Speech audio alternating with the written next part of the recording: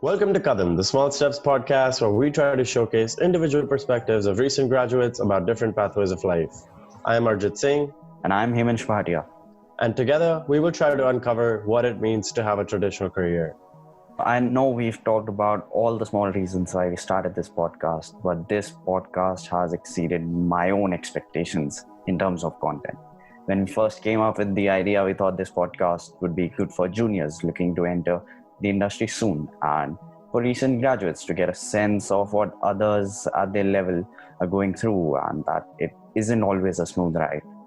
But talking and interacting with people in and outside the podcast, receiving that valuable feedback, we've realized how this podcast isn't just for graduates still fresh in the industry, but also for mentors and management to get a better understanding of how they can unleash their employees' potential, understanding what kind of mentorship they need to provide.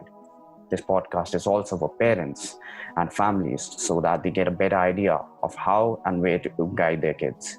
Maybe get a confidence in their kids' aspirations from a particular industry and understand that success can mean a lot of things.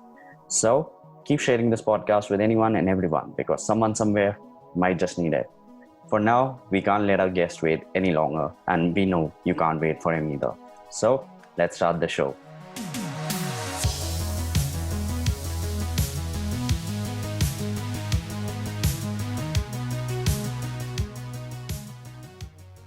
Our guest is an educationally inclined computer enthusiast who graduated from IIT Delhi, an institute with an excellent reputation for its research in IT and other interdisciplinary areas.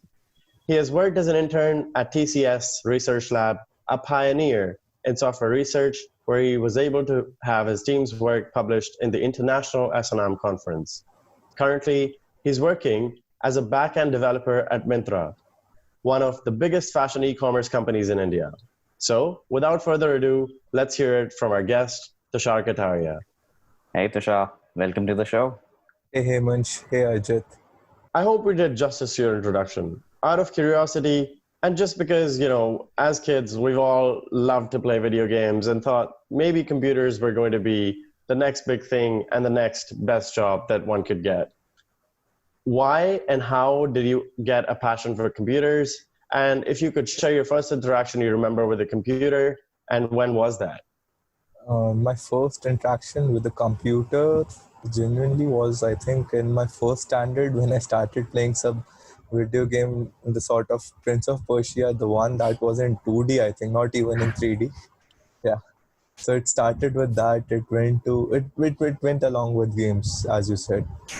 So it started from first-person shooters, from CS:GO. Then I also ventured into several other games, and all of it peaked when I was in my 8th or 9th. Till then, I was literally only playing games and doing stuff on computer.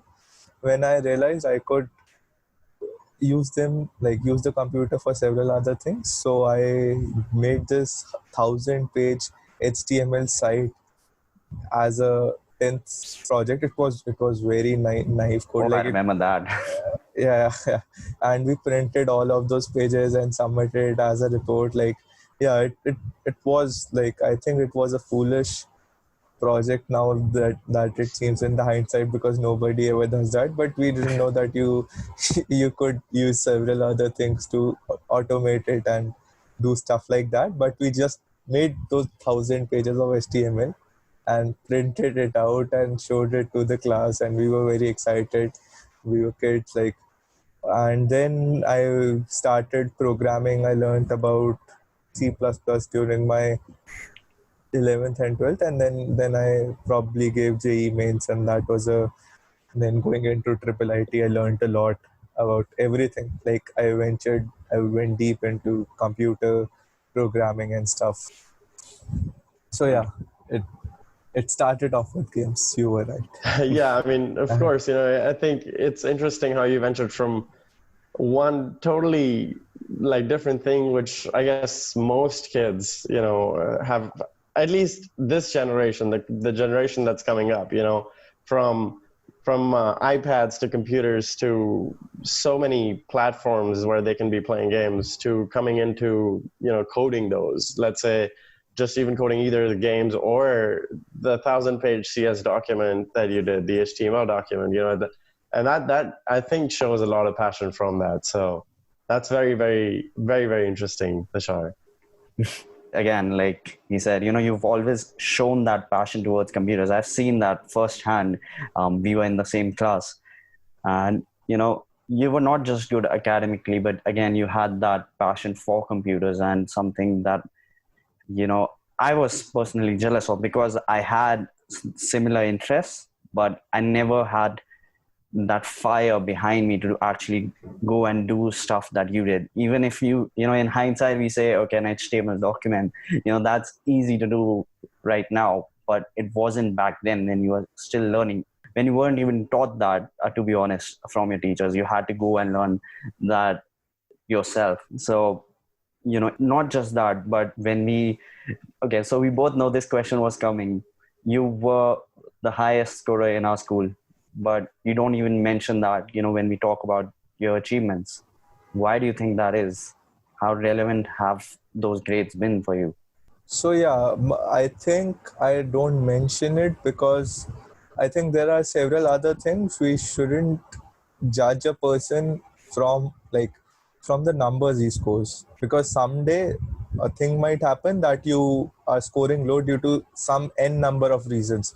You might not be well, you might be struggling with some subject, as you said, right? Sometimes the teachers aren't so good, so sometimes there are problems. So that's why I think sometimes you might score low due to n number of reasons, and you might score high due to n number of reasons. I'm saying hard work is always one of them. So I believe much more in the process than in the result. Obviously, the result is an important factor to motivate you. But I think the process, you should enjoy the process. You should enjoy studying or whatever. For example, I several times I enjoy listening to music just for fun. Like whenever I'm down, I just start listening to some music from different genres and different things, and it's you should I think try to enjoy the process much more, in my mindset, rather than being fixated on the products. That's what I believe. And the other thing is, sometimes you score high, sometimes you score low, but the thing that matters is whether you learn something or not.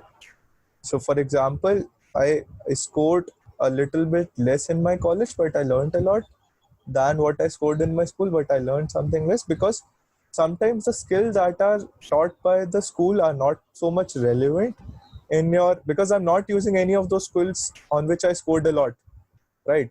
So how does it matter for me? Why is it an achievement? Because if the world doesn't give value to those skills, then I don't think it matters a lot whether I scored high.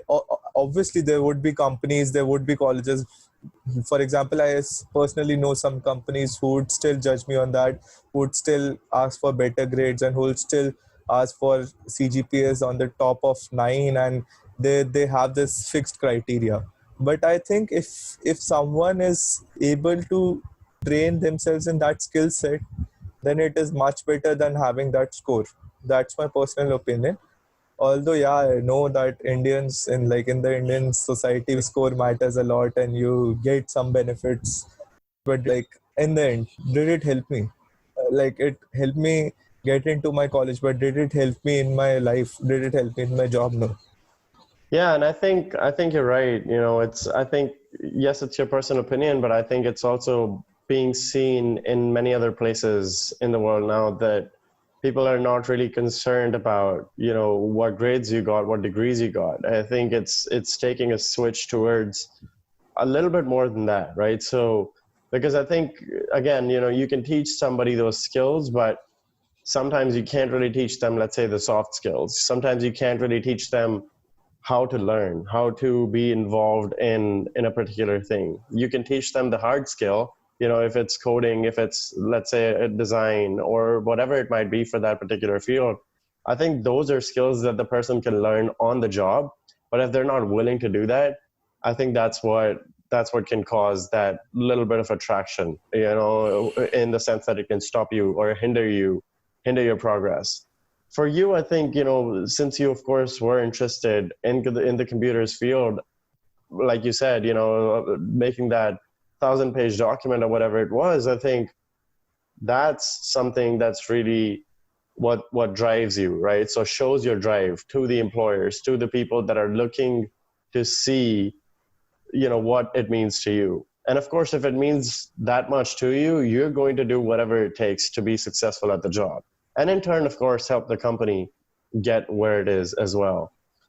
Coming off of that, I mean, what kind of an expectation do you think your parents and family members and people that, congratulated you when they called you for your grades had before you got those grades, right? So what kind of, I think, a toll, if at all, it took on you to go into those exams before you even knew that many people were going to call you?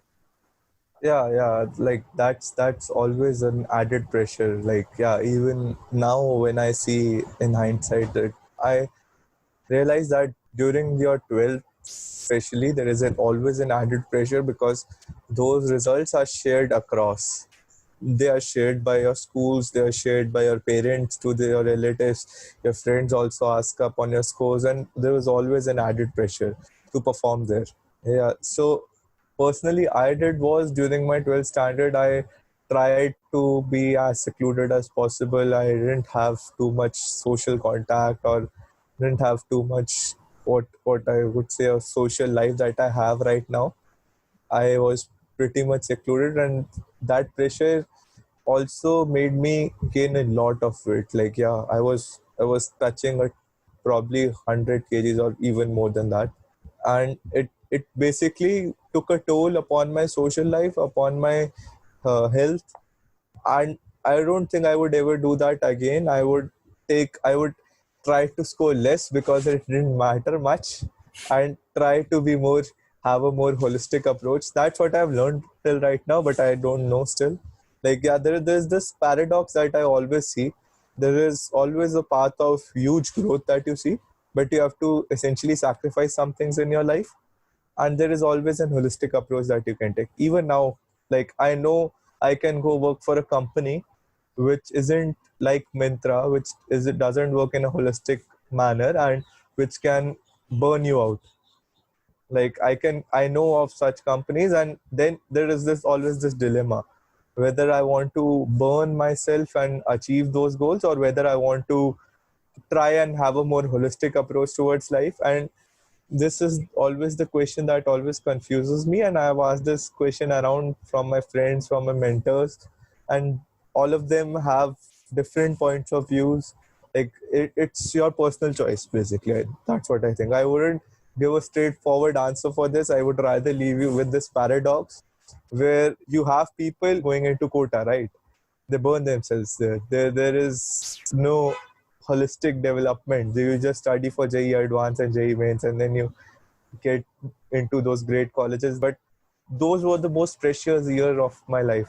That's what I believe. Like, those matter a lot. You never get that back. Right? So now I rather believe in a more holistic view, where I have some personal time that I spend on my hobbies, whether it be gaming or running, or like, yeah, I enjoy that stuff now. But during my like school time, I would say I didn't do that. Yeah, but that also got me where I am. What like, there is, it's a paradox in my opinion. When you're talking about your, sacrificing stuff, what did you have to sacrifice to work at a big company like Myntra? And did you have like any expectations going into the job? Yeah, like, working in Myntra was a completely different thing for me, because Myntra is basically a product driven organization. Okay. And I was working like literally with product managers from various prestigious colleges from the country, who gather customer insights and things like that. And then they give you, basically, then they come up with different products and different features that we have to build. An example of this would be the recent scratch card feature that we built, right? like driving engagement through scratch card. And like during COVID times, we were still getting some traffic at Myntra. Okay. And so how do you entertain customers if you're in e-commerce but the deliveries are shut? So that was a unique idea, in my opinion, that they come up with. Also regarding the work life at Myntra, I was literally shocked that you get a lot of time to do your personal stuff, and they care about you. So going into Myntra, it was really fun working for me as a fresher, because I there were seniors around me who were from very prestigious colleges around the country, and they used to have a very great work life balance. I think we used to play a lot of badminton in between coding, and then we came back to code a lot. And then there were some days where we used to push ourselves because of the demand, because those were the days where we were excited to push ourselves, not the other way around. That happened due to an external reason. So there were days that we were in the office late, but that was because we wanted to solve that issue. We were passionate about that issue, not the other way around. Like, it happened the other way around during my 11th and 12th, where probably I would not be so excited if there was no external pressure on me. But yeah, this time I wanted to solve that bug, so I stayed. But Myntra didn't compel me, or Myntra didn't say. So yeah, I think going into Myntra straight out of college helped me a lot to identify what is work-life balance, how do you structure your life, what are the soft skills required for a job. Like, yeah, managing my time, right? So there are n number of tasks that are in my list at any given time as a software developer, and what task should take a priority. That is a skill that I'm still learning. So that is a soft skill that I never learned, because I used to work deadline to deadline, even in my school and even in my colleges. Yeah. Now, the deadline is an arbitrary thing now in companies. You have a number of tasks that need to be completed, let's say by the end of this month. But which task gets priority first, you have to decide that. Yeah, and that's something that I've heard, from a couple other companies as well, just making sure that the culture inside the company is really something that people want to be involved into, right? Whether that is, of course, playing badminton or whatever it is, we've seen that these days, at least, people are trying to find places to make sure that people are engaged with each other, because it is teamwork when you're working for a company, for any company, and so one thing I heard was, I don't know who it was, but somebody that was working for EA, so like EA Sports, most of us know what that is, right? So they actually have like a soccer field there, right? So if you're on, let's say, the FIFA team, you're actually going out there and being able to even play the game, understand maybe some of those things, right? So it's not just about making sure that your employees are delivering those things, those deliverables, but it's also about making sure that they are, staying healthy with that. And there was a huge debate, if I'm not wrong, a while ago about what do people really want from companies? Do they really want just, the money, or do they really want the perks? Do they really want a place where they can go and play and, have a ping pong session or whatever that might be? So, I mean, of course, it's both ends of the spectrum, and some people just want to be there 9 to 5 and then go out there and actually meet their real friends, if you may, or so they call them. But I think that's a debate to be happened for sure, and to understand what people are looking for and what you are looking for as well. I'll tell you Myntra's views on that, and then I'll tell you my views on that. Myntra basically decided that we wouldn't have any meetings after 5 on Fridays. We wouldn't have any meetings on Wednesdays for coders, because we were basically engrossed in meetings due to the remote culture. We had this sudden shift from working in an office environment, from where we shifted to a remote environment. It happened very quickly, right? You know that the lockdown was a sudden thing, COVID was a sudden thing. We weren't expecting that, but even then, we switched to that remote culture, and Myntra cared. Like, Myntra also shifted its policies. It also provided some money to set up your remote workstation and remote things. Like, you would need table, chairs, and things like monitors, which we had in office, right? We also need different kind of stuff. And personally, for me, I would rather work in an office than work remotely, because remotely working, I don't have that social element that was present. Like, I think people think coding is a very boring job where you code all the day on your desk and then leave. I don't know why that picture that comes in your mind, but coding is just like a social job, in my opinion, where you interact a lot with your co-workers. I have a lot of friends in my office whom I used to play badminton with. I have a lot of friends in my office where we used to have those chit chat sessions or gaming sessions, or even things like probably I even missed the mentorship, right? I used to have a lot of seniors and I could just go to them and talk about life and things like that. And there was a cricket net, I believe, in Myntra. I never used to go there, but I miss that, right? I miss hanging out together. And there were even parties after, like, the office hours with my colleagues at different kind of places, in like hanging out at different restaurants and having different kind of cuisines that you used to share, because this was the first time there was so much diversity in my team, right? So there were people from all over India there. My manager, I believe, initially he grew up in India, then he moved to Silicon Valley, then he came back. And yeah, so getting to know from those people, right? Everything is pretty different. I really liked, I don't know, probably I used to have this bias that I won't like South Indian food, but I took some trips and like, yeah, being grown up as a typical Punjabi boy, I had this bias in my mind. But I used to love their cuisine. I shared my Rajma chawal with them, and they shared their basically. I had a lot of stuff. I even had people from Goa in my team, and they used to share Goan cuisine, and I used to love that. Mixing of And that culture, yeah, that's yeah, what makes working with a team great, actually. yeah, Yeah, and I mean the communication I think gets better as well. Just making sure that like again, the thing that we were talking about with the last question is making sure that you are, being able to communicate with the other person. Not just on, let's say, the work kind of a culture, but also with the personal life, right? A little bit, of course. Oversharing is always bad, I guess, and in a company environment, but just a little bit of that, just so you can make sure that everybody around you is okay.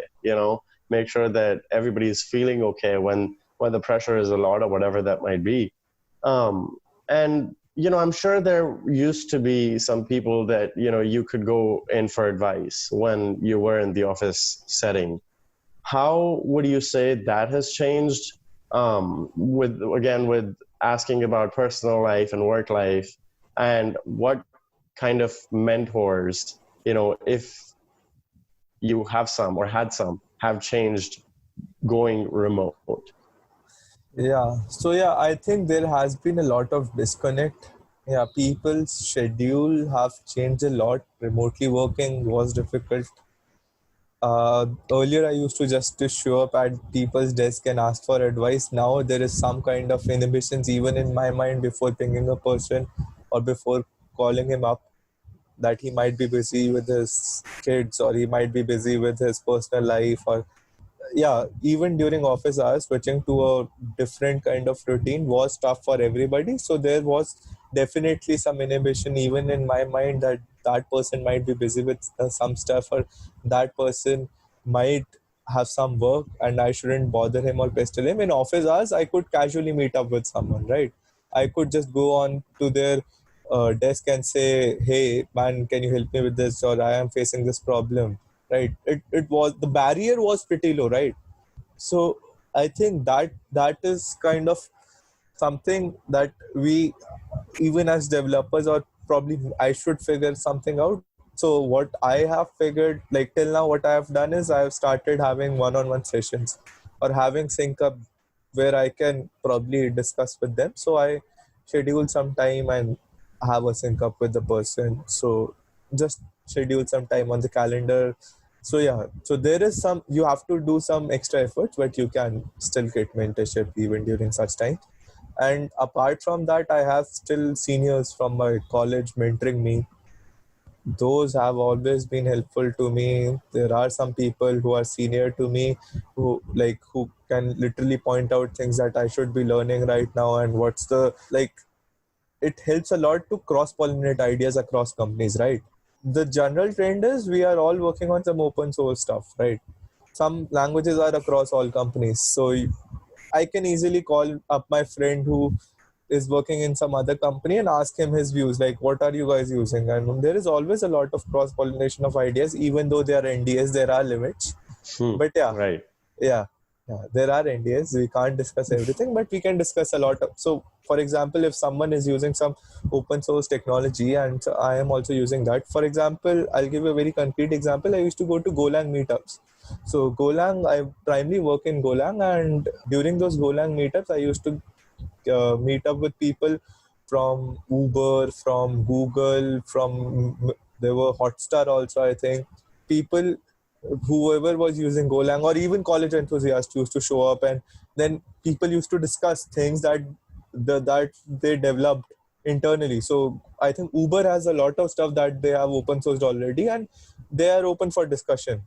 Netflix also has a lot of things. So people used to come up there, they used to discuss these things, and it's great. Like cross pollination is great. Otherwise, what happens is if you're working on very similar set of ideas that are being developed internally and you want to switch to another company, you're pretty much useless to them, right? You should have some experience in some things that is relevant across companies. That's what I think. I'm You not should so be sure whether I'm flexible. right. Yeah. Yeah. And I've heard this, I think, from somebody that I was listening to in a conference, I think last week, talking about, again, the cross-pollination of ideas, like you mentioned, just like, I mean, if it's within a company, not within a team, I think it's still very important, right? So you need to make sure that what your team is doing, the other teams on the company also know about that, right? So if there's two different developing teams and two of them are working on different technologies or the same technology, you still can, put in those ideas, pitch in those ideas, and make sure that you're not either wasting time figuring something out that somebody else has already figured out, or you can just help somebody else with something that you think can be better for them as well. So let's say working on two different things. So two different teams are working on two different things. How do you set expectations from each other? Or at Myntra, let's just say, how do teams set expectations from each other? How do you come together for that, right? So if, let's say, you're working on the same project, what kind of deliverables are both teams working on, and how do you all connect? And also, how do you set personal expectations working for such a company? Yeah, so I'll tell you more about my team, and then I'll tell you what kind of work that I do, and then probably it will be a great context to answer this question specifically. So I work in the growth hack team, which is probably a new concept right now in the industry, where we basically we are like a startup within Myntra, and where we contribute to different teams within Myntra. So I don't own any code, whereas I contribute to a lot of teams. So it's one of my daily goals to talk to a lot of teams and collaborate with them. And the question you asked, right? How do we set expectations, right? So I think the key part of it is communication. Having a great communication with other teams matters a lot, because I talk to several other teams within Myntra and they already have their goals fixed, right? And now how do I align my goals with their goals so that I can also contribute, right?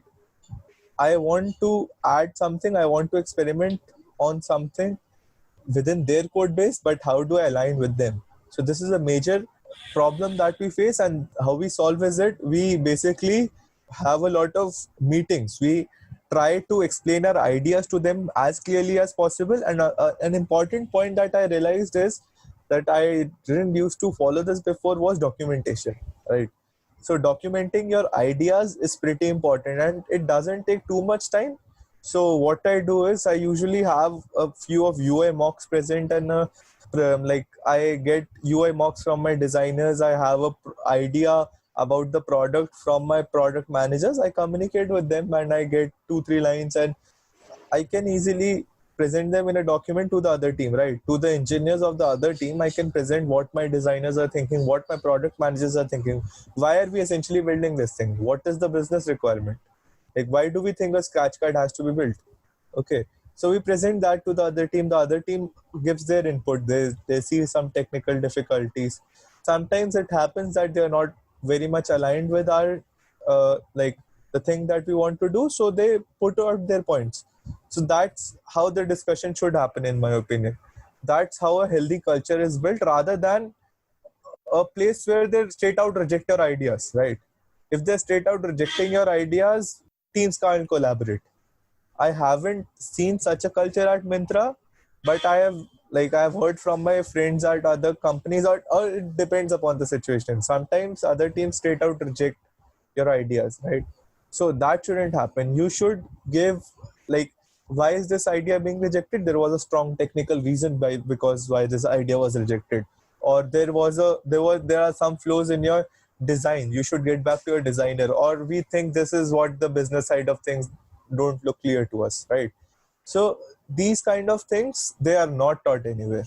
Communication is what you learn on your own. Communicating on these things is what I learned in Myntra as a software developer, because I already knew the technical things, right? They taught me that in college. And so what corporate gave me is, how do you communicate? How do you get yourself across other teams and say, this is my idea, this is what the product I'm building. And basically now I'm working in a product team, right? So there is always a product that I'm driving, and I should critically think about that product. I should have that mindset that I think from an end per user perspective, this is valuable. For example, I thought that scratch card will be valuable, and I personally saw that when a lot of users were using it, and I was shocked. I can't give out the exact numbers, but a lot of users were using that scratch card on the Myntra app, and it was a great success for us. Because personally, if, like you said, right, now the other side of things is, how many people are using my product? Is it even impacting them? So I think my projects weren't being used by a lot of people. The first time it is being used at such a scale is at Myntra. So I love that. Like, there are people out there in the world who are using my products, who are using the things that I'm building, and then I see my relatives, like, you saw that feature. I said I built that feature. So yeah, it's a great thing to say. So I personally think that it is pretty satisfying to see your products out there, but to build that product, you have to literally collaborate with a lot of people, and it's the collective effort that goes. Though I'm developing the product, the idea of the product was thought about by a product manager or by some customer insight that those guys saw. The designs of the product was built by a designer. I built the product, then it was tested out, then it was deployed by some other systems engineer that are working there. And it's basically a collective effort. It's a team effort. You can never go out alone and do all those things. And if you go out alone, you'll probably fail very early, because you need people with different kind of skill sets to collaborate, to build. So yeah, that's what I think. Communication is key, be it work or relationships. Yeah, I mean, definitely. And I think, even if you're a jack of all trades, you can't really run a company with that. You can, of course, give your input into a bunch of different things, but you can't really control everything alone. Which is why, of course, even startups are never done by one person alone, usually. Okay, Tushar. So yeah, I mean, now that we're talking about communication, one thing that, of course, comes into mind is communicating with yourself and making sure that you are doing what you're doing because you love it, right? And of course, you love what you're doing right now, but have you ever wanted to do something else, right? So have you ever communicated with yourself and said, okay, maybe this is something that I'm doing, but I want to stray into another field, right? Have you ever wanted to do that?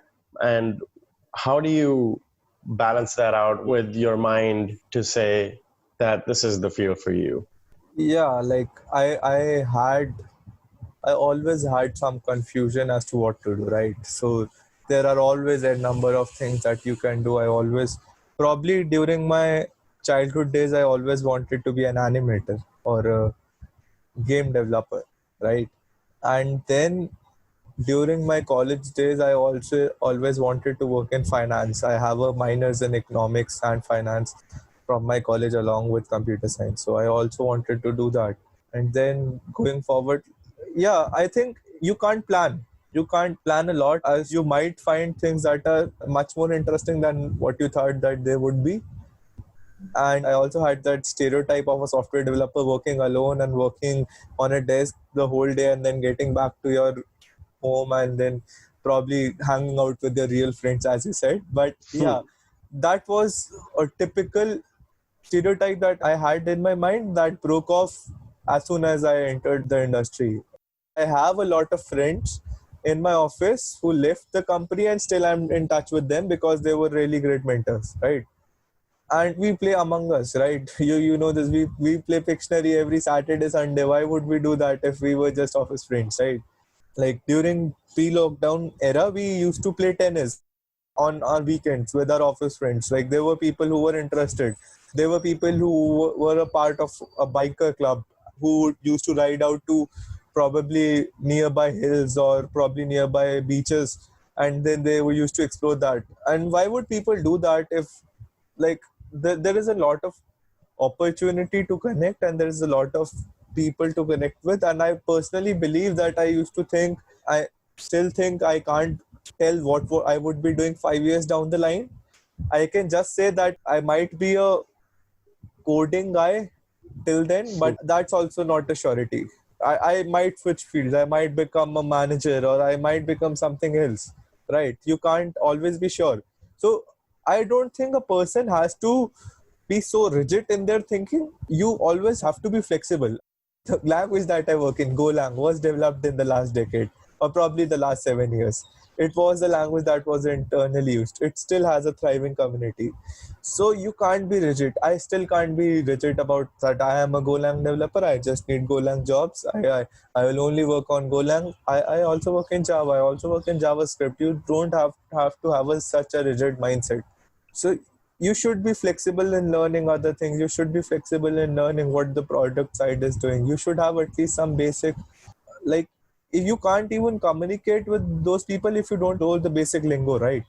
So you should be flexible enough to learn the basic lingo. You should know, like, I know what is A/B testing. I know what is clicks per minute. I know what is the click-through rate. That's the basic lingo of a product manager. If you go talk to them, how will you communicate with a product manager if you don't know that?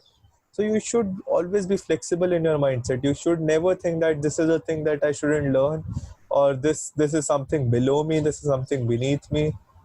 I still think there are a lot of things that I don't know that I could venture into, and there is no fixed path. There is no such thing right now that I have to be this for the rest of my life. That's a mentality that I had in my school days, that I'll be this and I'll only be this. It's not such a fixed world out there. Life's always changing. Take it, a few steps at a time.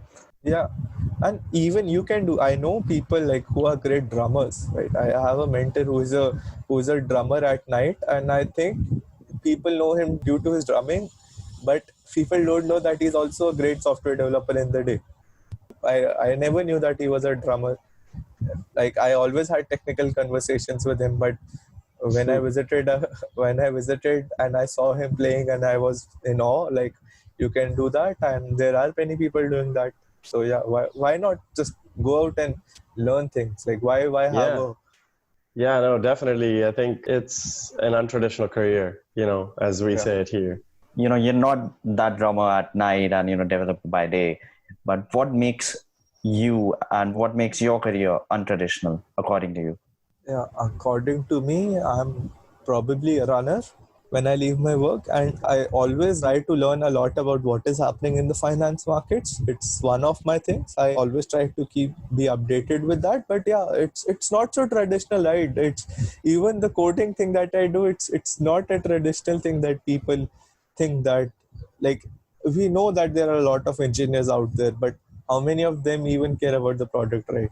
I don't think there are a lot of people out there caring about the product or building things from the customer insights out there or from the experience out there. You can't do everything, but you have to be open to doing a lot of things, right? You should never have this kind of thing. And traditionally, I don't think I am a traditional computer programmer that people like the mindset that people have. I enjoy my life a lot. I still try to be active in a variety of things apart from coding. I still try to have a certain set of hobbies, like probably learning this new language, or probably running, probably lifting, and things like that. Yeah, you should explore like whatever feels great to you.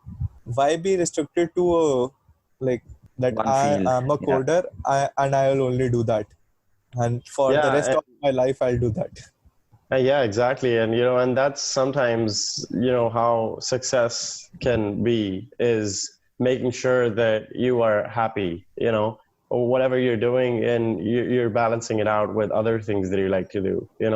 I know people that, of course, have been in one field, but have switched to another field just because they thought they'd be happier in that. There's many people who leave everything that they're doing and just, for a passion or travel or whatever it might be, they get into that. They get into the finance industry. They get into trades. They get into so many different things, and success for them changes, and their careers again become untraditional. Like you said, coding is untraditional in your case, just because I never thought that you would be as social as you say you are, right? So again, like you mentioned, most people think that coders are sitting there all day just coding. I mean, of course, I've seen people get into conversations with other people, making sure that they're collaborating with them, but being on the social side of that is a whole different story. And that's, I think, what makes your career and careers of other people that are doing similar things to you untraditional as well. As Arjat mentioned, success means being happy. At least that's what we believe. What's your mindset about success as a developer, and what kind of mentality do juniors coming up can follow, or just people coming into development can follow for that success? Personally, I think there are a lot of things to learn even after college, right? So don't stop. Don't stop your learning experience at college. It never stops. Always strive to learn a lot of things. I would certainly recommend there are some few things that you should be aware about if you're going to enter into product companies. For example, I would certainly recommend having a knowledge about how things work in the cloud-based environment. There are books out there. I'll just give you some links. First of all, I think a person starting out in the field should start at building things. That helps a lot. So you should start, I think, with a one-page resume. People like it's a simple project, right? Everybody has a resume. Just start out by building a web-based resume. I know like a lot of people suck at designing pages and things like that. I also do. I take help from my friends, right? Everybody has some friends who have some great designing skills, and I'm here. you can yeah you can ask them like whether like what can I do to improve, and they'll be more than happy to help you. Yeah, and always like try to build some things and publish them, and write about the community, and try to join the meetups, right? You learn a lot from people rather than sitting all day at your home and like sitting at the desk. So it's a social job, right? Treat it as a social job. Try to find people, and you also need some time to work. Like don't like just talk to people and do nothing.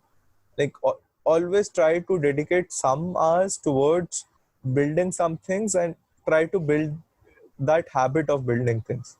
That will make you happy. Like putting a thing out there and making it alive, like it's a different, it gives you a different kind of feeling. Designing things, as Arjit mentioned, right? So I think he would also know the satisfaction of putting a thing out there and putting your designs out there and getting feedback on them. When the project is completed, when the project is live, it gives you huge satisfaction, as is the thing with this podcast, right? You guys put out your podcast and you guys get some satisfaction, right? When you get feedback on your podcast, when people view your podcast, and as you said, right, people, it gives some value to the society. So yeah. Yeah, no, and that's something that, I've been talking with other people too, right? Actually, before this call today, I had another call that I was talking to someone about Grab Chai, which is another website. And I don't know if you all have heard of that. I think he mentioned it to me and I really hadn't heard of it before. And this is not advertising for that, but I think that's something where you also, put in, I think, a little bit of your information, and then you get an invite to be able to talk to somebody else in the industry, being able to make those connections, somebody that you don't know at all. But you never know who you're going to learn something from. And with that, I think with this podcast too, like we said at the start of this, we don't know who is going to watch this, what they're doing, what age they're in. Initially we started by saying that it could just be for people that are about to come into the industry, but now we think that it can help anybody, anywhere, anytime. And with a hope that it does, I think we'll end the show today. And we want to thank you before we do that, Tushar, for sharing your experience, because we think that this was great. Thank you so much. And please let us know how we can make this better. Of course, you do that. Tell people that you know that are going to listen to this podcast to tell us that too, because like you said, it definitely gives us a lot of satisfaction. And we're always looking for that. Okay, Tushar, so if you could tell people where they can connect to you, that would be great, just to be able to make sure that they can ask you any questions that they have. I think LinkedIn would be the best option. I'm quite active on LinkedIn. People can reach out to me on LinkedIn. They can send messages or they can send email. I'll be more than happy to help some people and probably guide them in their careers from whatever knowledge that I have. Hey, we'll have that link in the description. And, thanks again for being on the podcast. We were waiting for another engineer to be on the podcast. I was, at least. So, Yep. Thank you so much, Tushar. This is your host, Hemant Shvadia. And Arjit Singh. And you've been listening to Kadam, the Small Steps podcast. If you found value in this episode, please like, share, and subscribe. And as always, let us know how we can make this better. A traditional career is always untraditional. Thanks for listening.